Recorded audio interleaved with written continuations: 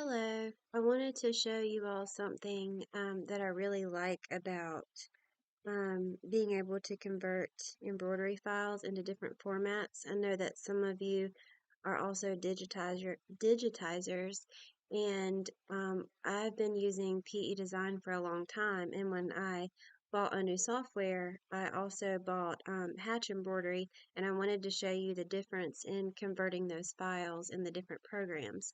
So let's say, for example, that I want to save this A um, in my program, then I'm going to save it as, I'm just going to name it A. And if I want to convert it into another format, I'm going to need to export it into individual formats. So every time I want to convert it, I would need to select DST and save. And then I would also need to convert it to EXP and save, PCS and save.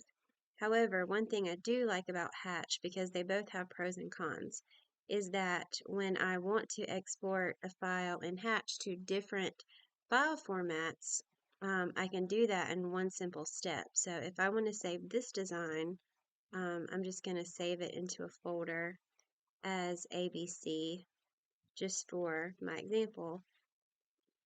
If I click ABC and I save the file, if I want to export that into different file formats, all I have to do is go to Manage Designs, and then I'm going to select the file that I just saved.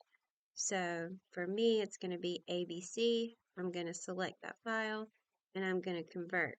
And once I hit convert, I'm able to add it into that folder. And then here you have the option to select every single format that you want this in. And you can choose all or you can use some. It doesn't matter, whatever your preferences are, whatever your needs are.